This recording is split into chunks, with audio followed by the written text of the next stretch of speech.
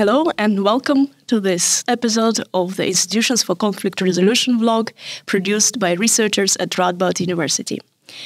In this series, we have guest speakers, guest researchers who talk to us about their research on the topics of access to justice, conflict resolution, and/or digitalization of justice. This morning, we are happy to welcome Professor Janelle Diller. Welcome, Janelle. Thank you for joining us despite the jet lag and these early morning hours. Janelle will be talking about her research on transnational labor governance and human rights due diligence in global supply chains, particularly with respect to the protection and respect of labor rights standards. Is that correct? Is that the yes, indeed. And the scope of labor rights standards does also include human rights standards, which have been part of my experience over these decades of my practice. Yes. Janelle has a very interesting background. She has been working in leading positions at the international labor organizations for quite a number of years, but she has also been researching and teaching at the same time, most recently at the University of Bern. So let me start with the first question.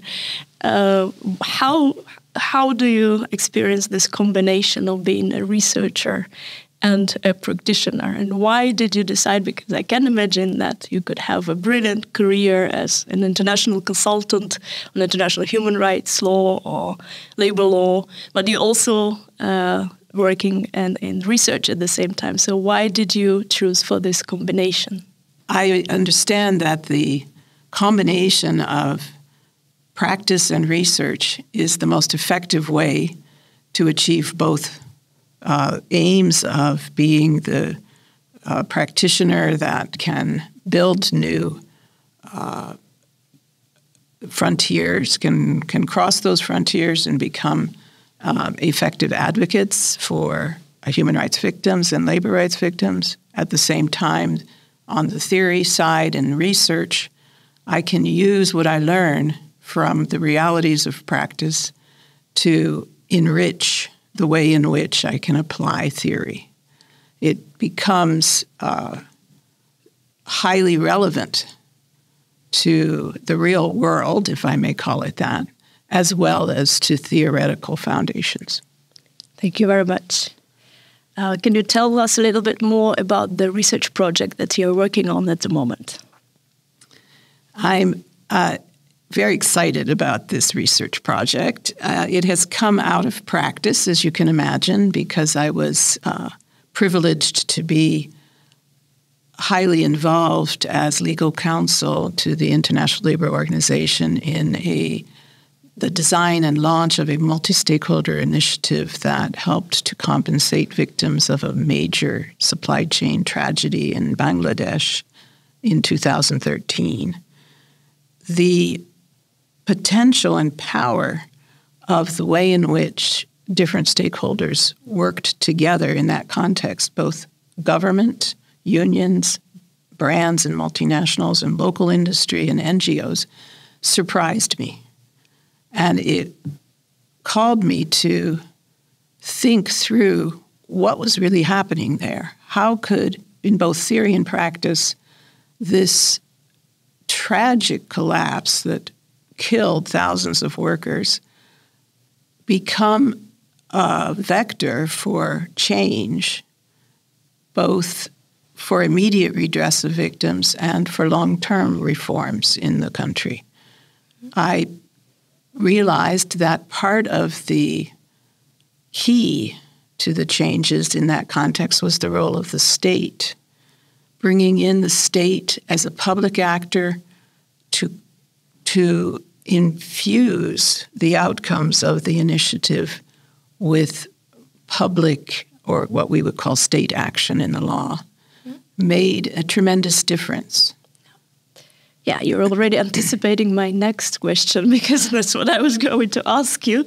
You do consider this arrangement a success, and I think it is a unique example of this kind of arrangements, particularly in the area of labor law and compensation for compensation for injuries. What were the factors that you think made this arrangement a success? Why was it possible? So you said already the particular role of the state, but what made the participation of the state in this agreement so successful? How did you leverage, or how was it leveraged?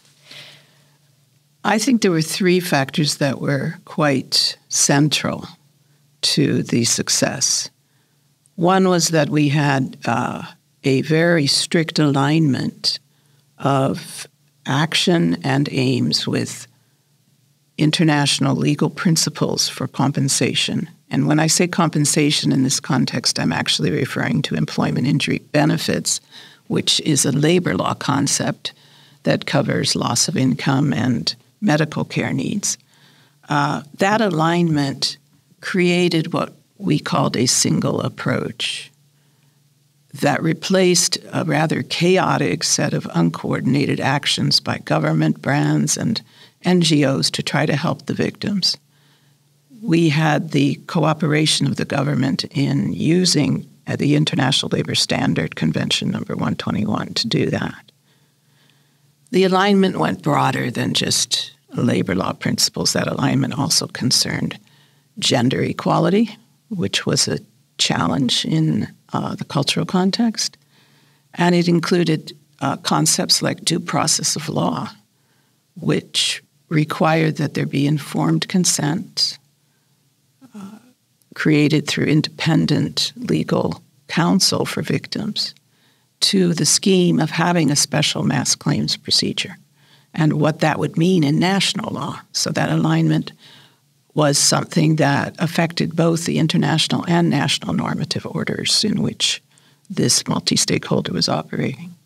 A second important or key factor was the inclusive participation that was represented on the governance structure within the multi-stakeholder initiative. Inclusive here doesn't mean everybody at the table. It means everybody that has a genuine interest and concern with the topic. So, for example, both global unions representing the sector around the world, the garment sector that was affected by the accident, as well as local unions representing the specific actors. We had local industry representing both exporters and industry at large in the country, so that the ramifications for more permanent employment injury schemes would have the voice of employers who were obviously very directly concerned by funding such schemes.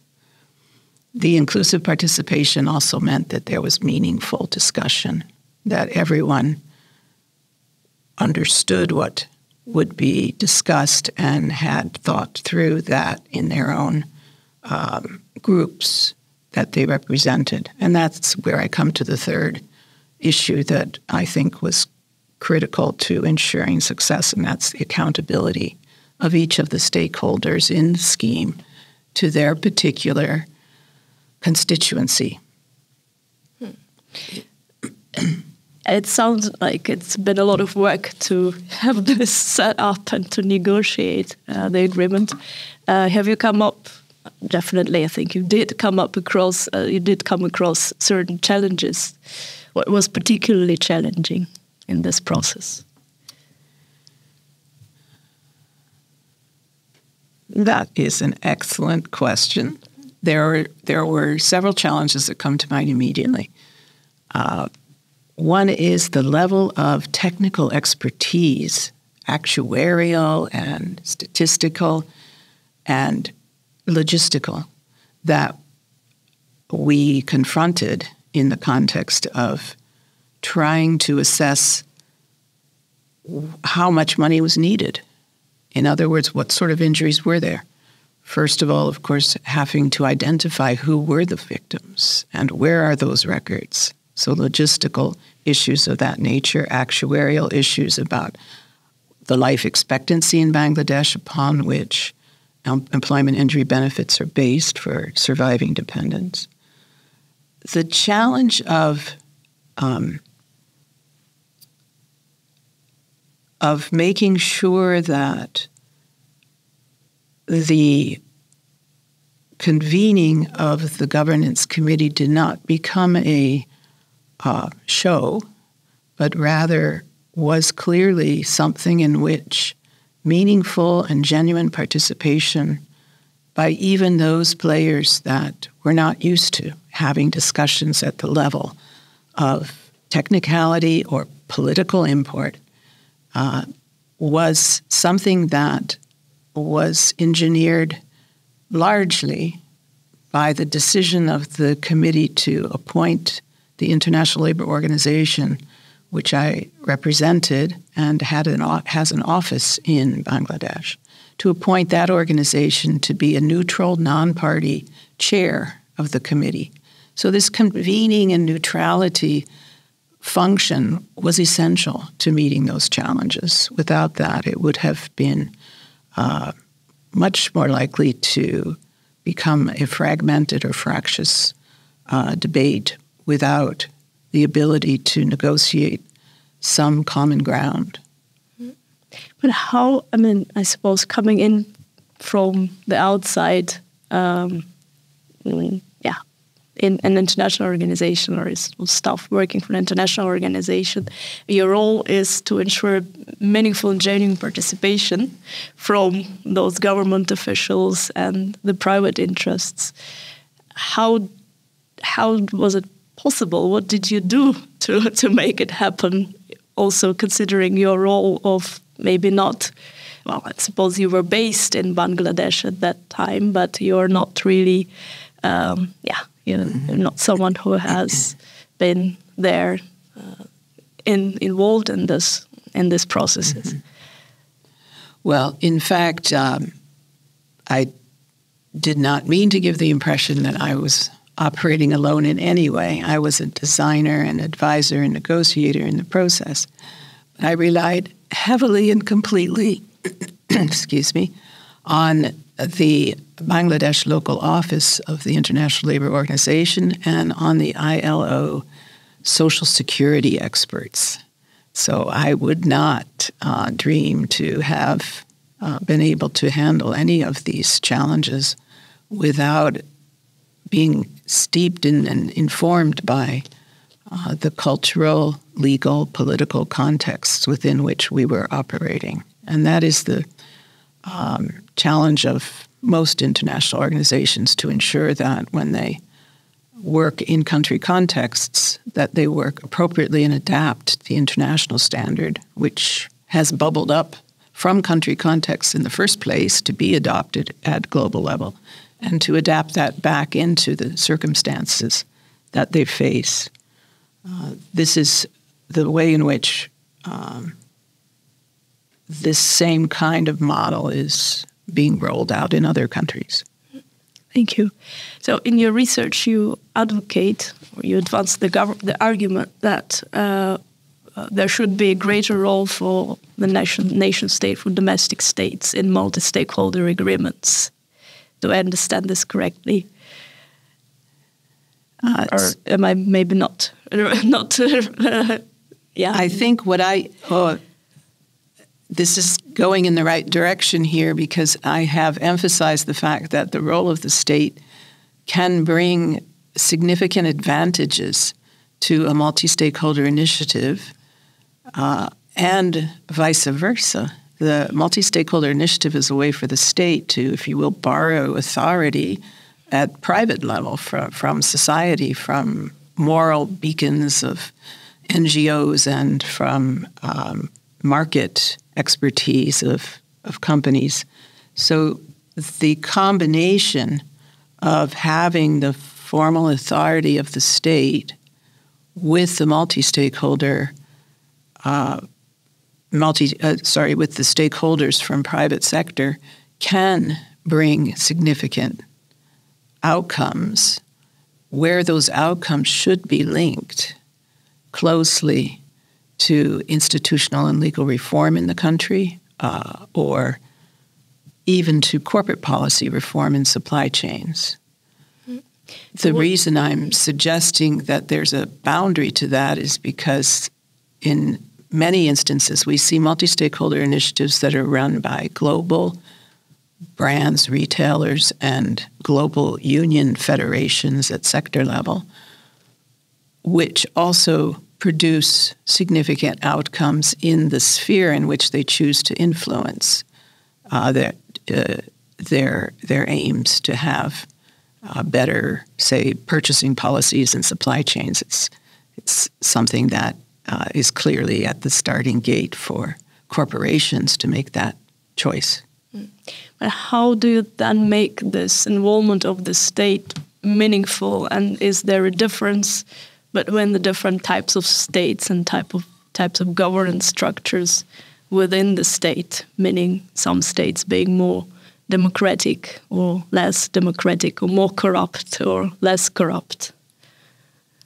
So if I understand your question, it's how would the model of having state and private involvement work in situations where the state needs to be held to close account for its own representativity and exercise of authority, right? Its own legitimacy sometimes. And that's actually anticipating the next step in my research, which is to look at how the role of intergovernmental or international public organizations can make a difference in ensuring that their own relationship of authority with their member state, when both are involved in the initiative, can help hold that state to account to its international level obligations.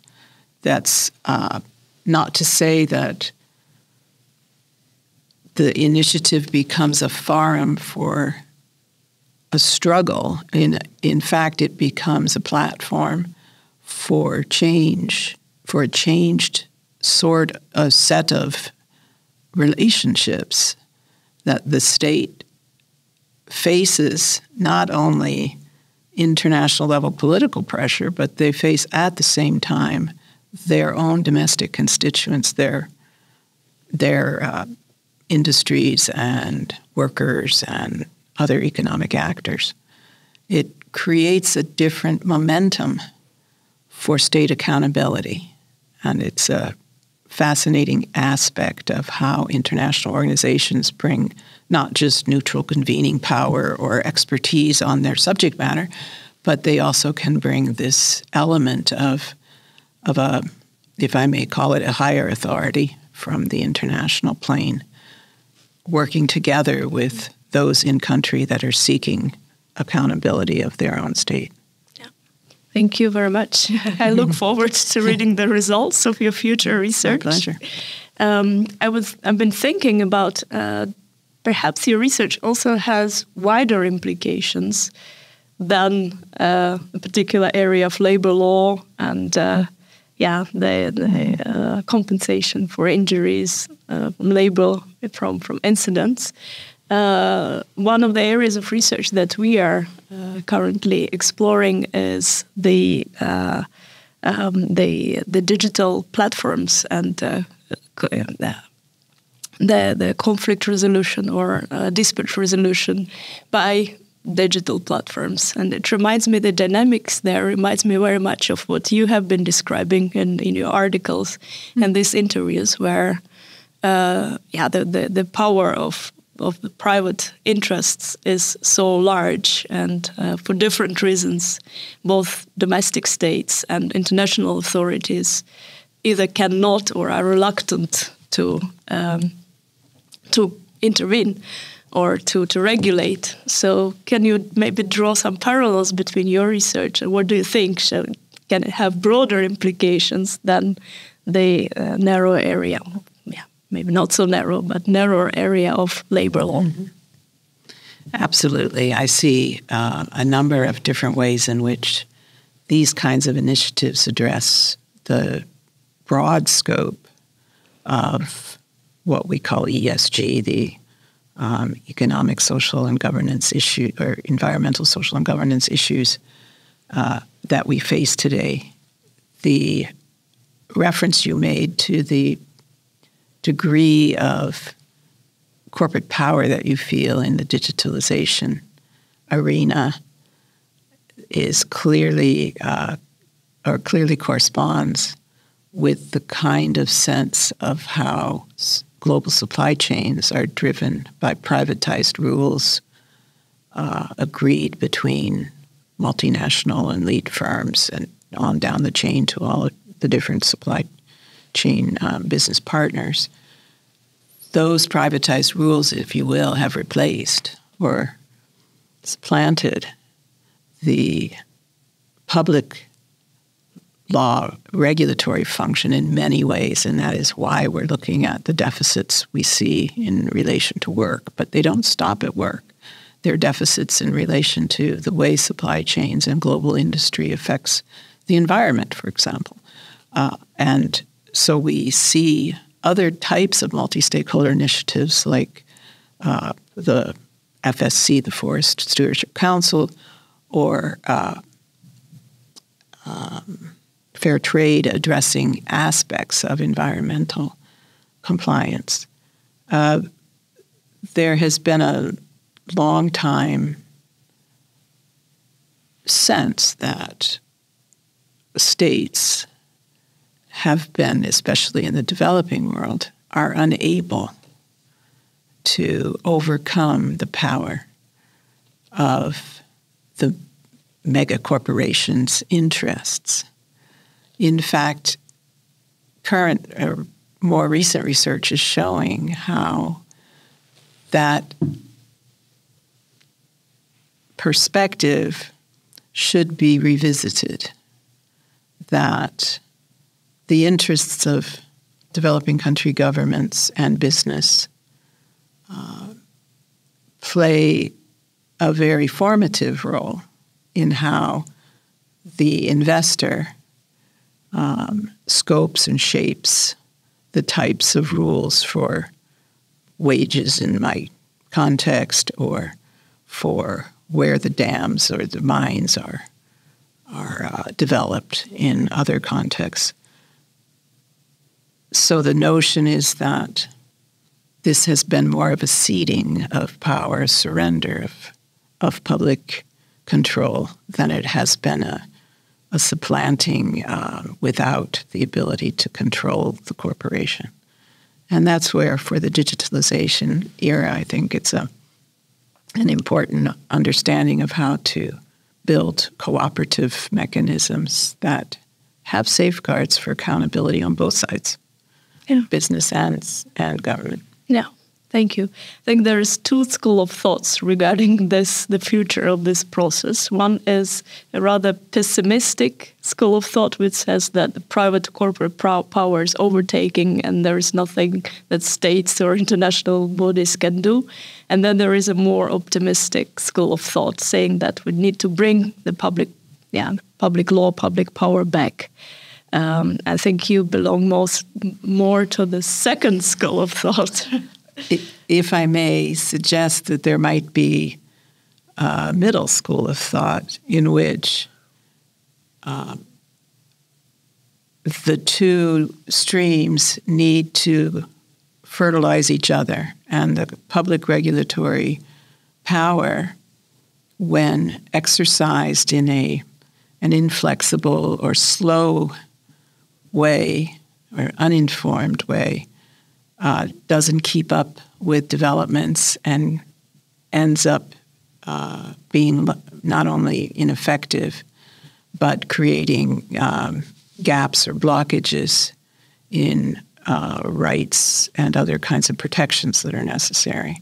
So to the extent when I say cooperative, I'm looking at the way in which both sides can benefit from finding a way of a coordinating mechanism, if you will, for transfer of authority, as I mentioned earlier, or combination of authority that would create the best outcomes for the public concerned, which is where we are all focusing our our efforts.